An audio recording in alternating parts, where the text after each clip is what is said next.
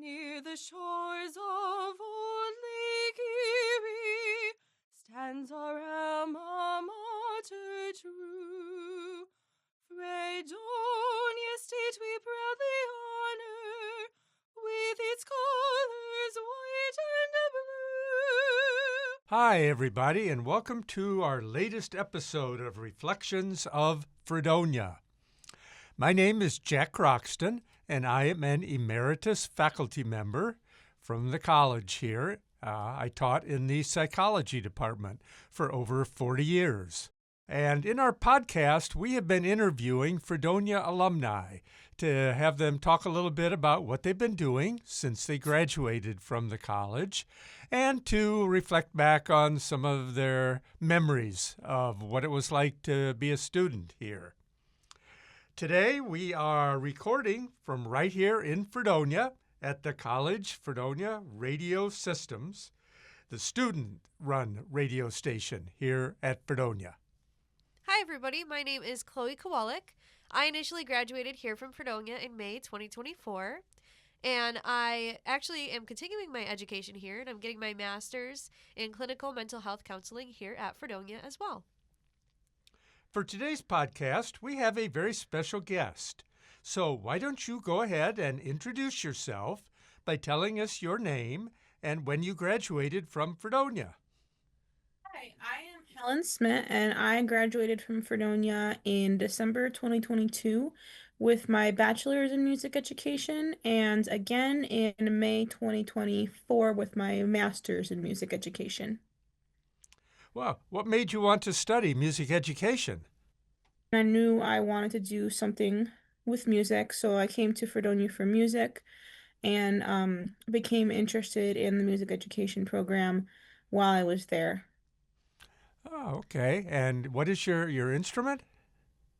My primary instrument was violin at Fredonia, and I do still occasionally play around the community. Oh, that's awesome. Oh, good. Are you in like a community group or? I've played in several community orchestras in the Chautauqua County and Buffalo region. Yeah. That's so cool. I love Okay. that. Do you have any particular professors that you have fond memories of or classes that you took? I was very involved in the music education department while I was at Fredonia, and I have great memories with all the professors. I actually still keep in contact with quite a few of them. In particular, Dr. Reese and Dr. Bernhardt in the music education department. I was Dr. Reese's graduate assistant for a year, and I see her around town occasionally. I text her sometimes. I keep in contact with Dr. Webb as well, who's another music education professor. Um, and um, oh, my violin professors, Miss Tong and Dr. Ong, I still go to concerts and see them, and I've even like gone together with them for dinner as well. So I have a Aw. lot of uh great relationships even after graduating with the music department. Yeah, I know Jill pretty well.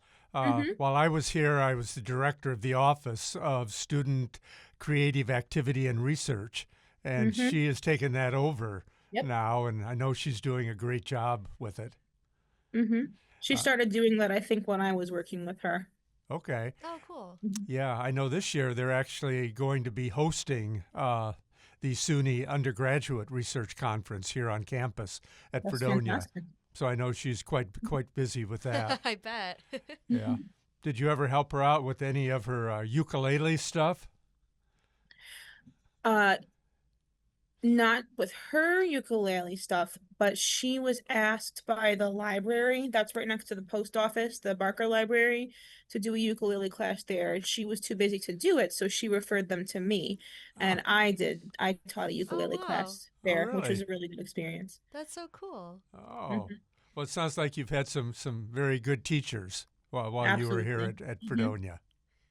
So what made you want to come to Fredonia? How did it really come about? Um, when I was a senior in high school, like I said, I knew I was interested in music, so I was kind of applying to colleges that I knew had good music programs. I wasn't maybe as organized as I should have been. But my high school orchestra teacher was a Fredonia grad as well. Um, so I kind of had that connection, and I applied to Fredonia and I did the audition and everything. And um, out of all of the programs that I applied to, which was a lot, um, I think only maybe two of them had a violin professor personally reach out to me, like specifically reach out to me, and one of them was Fredonia. The professor that reached out to me at the time, is no longer there, but I remember being impressed with the way that that professor had personally reached out to me and asked if I had had any questions because I hadn't made a decision yet. And then I ended up choosing Fredonia. Do you have any favorite memories of the time you were a student here, ensembles or any activities that you were doing?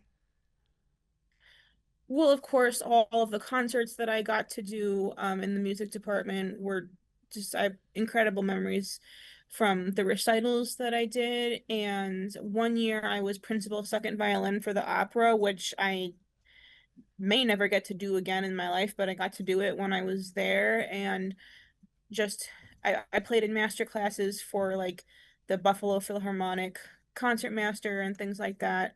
And those were just incredible experiences.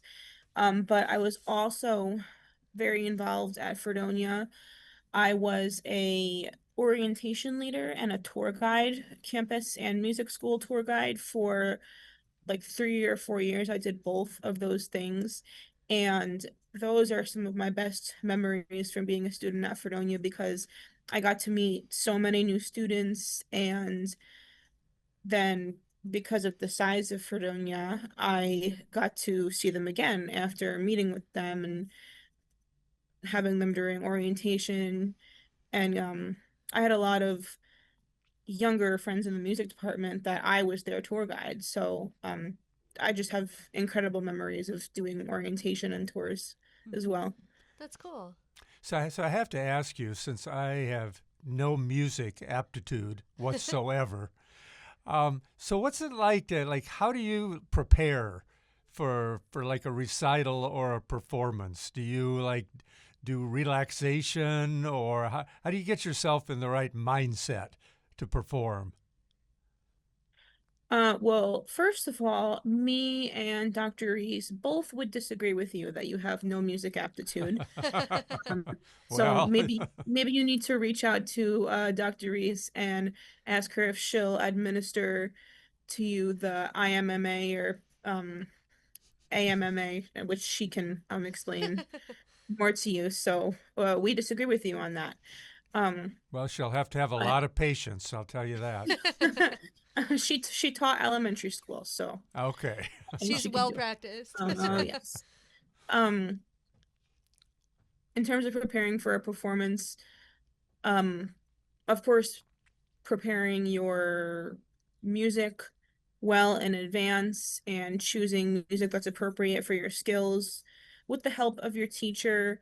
But in terms of like the mental aspect of performing, which I'm assuming is more what you're getting at, Hmm. I struggled with performance anxiety well into my time at Fredonia, like most people do. And it really did get easier with time, which I know is maybe a tough thing to hear if you're like a sophomore in high school, a junior in high school, um, preparing for college auditions. It really did get easier. The more good performance experiences that I had, I was more confident.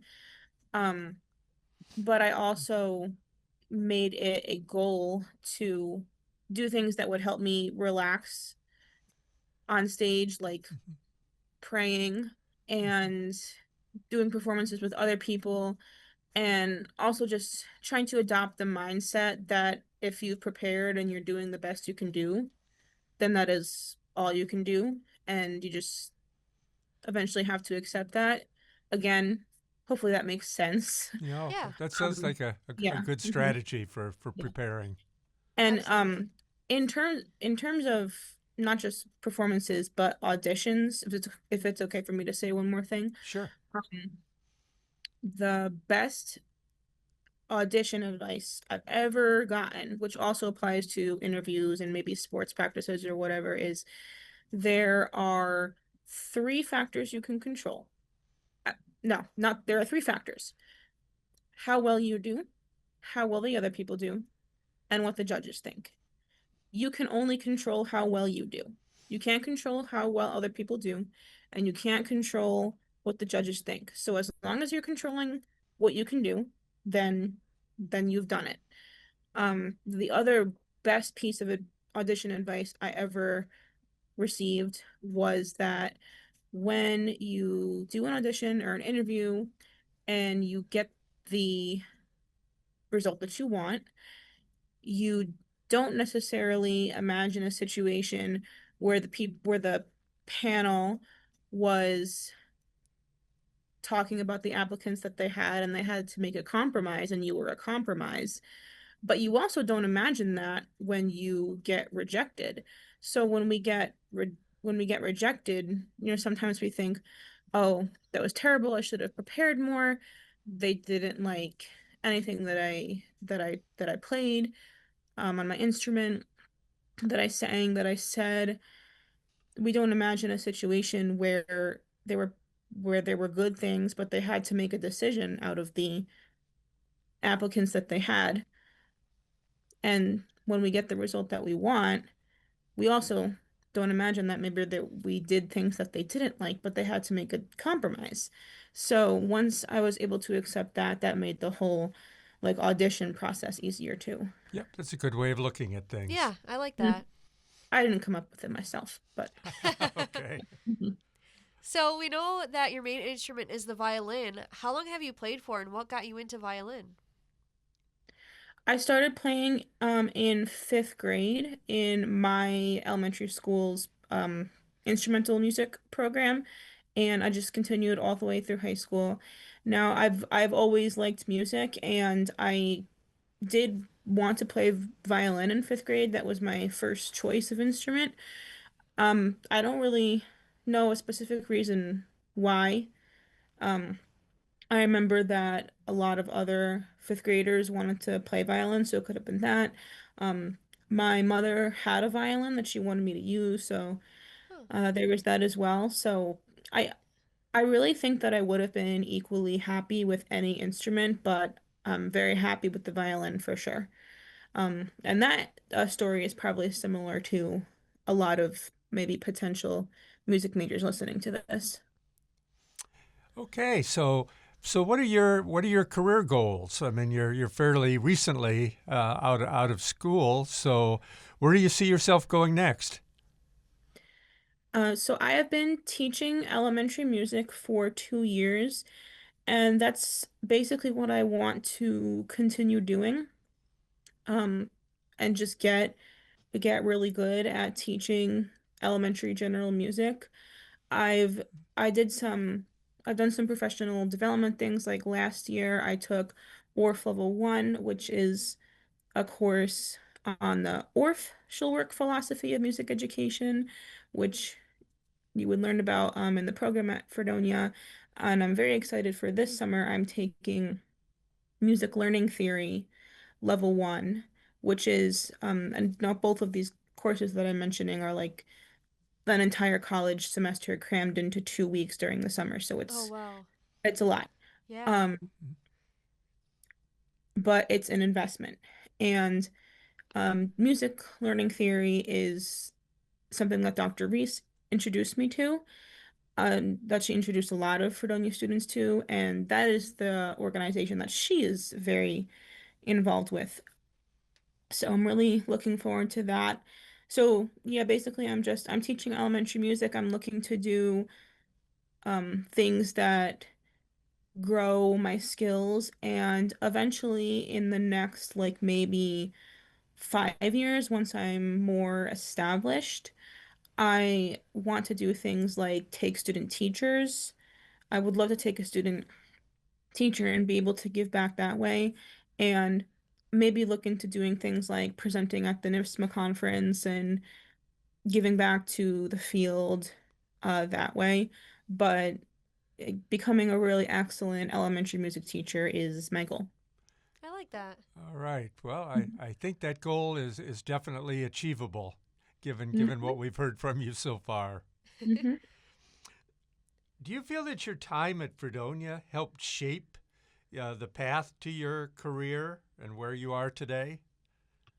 I absolutely do think that for two main reasons. One, the content of the program that I went through, I feel like I got a lot of skills out of, and I will say that if you just do the degree program, and this probably applies to every degree program, not just music education, but if you just go ahead and do the degree program, you will learn a lot and be prepared. But I also put a lot into it, and because I put so much more into it, I got so much more out of it. I took a lot more courses um that I didn't necessarily need to. Like I took a lot more secondary instrument courses. I took I got into early childhood again because of Dr. Reese and Professor Dornberger, who I don't think teaches there anymore, but I took Dr. Reese's early childhood class like for 4 semesters. Um, and I took the modern band class, which was an elective at the time, and so I learned about all of these different and upcoming philosophies and music education techniques. And I, once I got into elementary music, I mean, I took a lot of, I took all the elementary music classes and general music classes that were available to me, and I learned a lot. But also, I was able to do things that helped me like network and build connections. Uh, my time being a graduate assistant in the music education department helped me with that. I did my student teaching in the area, all of the practicums and observations that we did.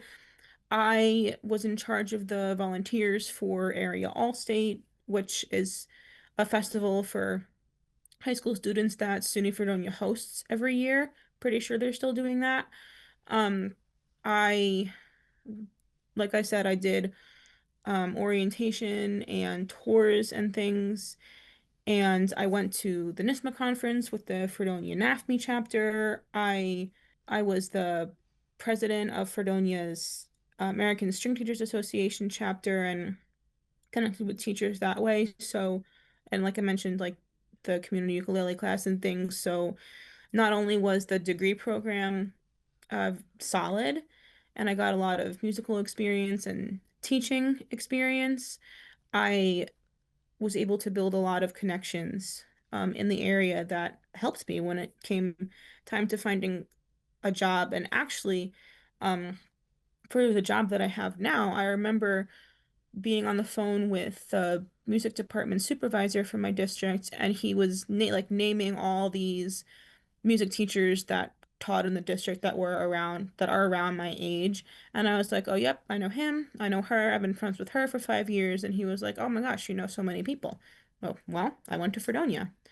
Um, so, so yeah, I absolutely do believe that Fredonia really helped me to have the career I have now. Well, It's also what I put into it as well. you've certainly taken advantage Hmm. of the opportunities that have been presented to you. Hmm. That's amazing. We were actually going to ask you what advice you'd offer current Fredonia students, but it sounds like one of the things that you'd say is get involved. Oh yeah. Um, absolutely, absolutely get involved. Um, study, get involved. Yeah, I mean that sounds very general, but it is the advice I would give. Also, take time to um sleep and eat, which Ah, I figured out my by the end of my first year at Fredonia. I Oh, figured yeah. that out, but it took a little bit. Yeah, I get that for sure. yeah, Hmm. you definitely need to have a balance when it Hmm. comes to things, because I'm always impressed by the students in the music program, like how many courses you take and how many different types of recitals and ensembles that you definitely need to be pretty good at time management. Mm-hmm. I don't think I would trade that experience for anything. Well, that's It was a lot at the time, but grateful for it great. because depending on the music field that you go into, um, and I'm not saying anything bad, but when you work full time as a music teacher, you don't necessarily have time to give a to play in an opera, an orchestra, a string quartet, and give your senior recital all in the same semester. Um, so it's a good opportunity to do all things like that too. Yeah, I'm exhausted just listening to all of the things that are involved. Hmm. Well, that just about does it for our interview today, Helen. Anything else you'd like to add before we wrap up?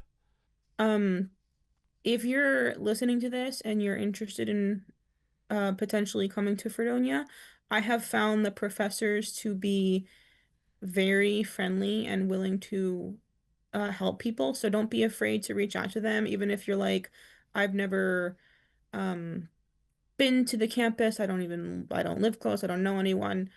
I would say be willing to reach out to a professor um, in the department that you're interested, and be willing to reach out to me too. I'll answer your questions. Well, thank I like you. that.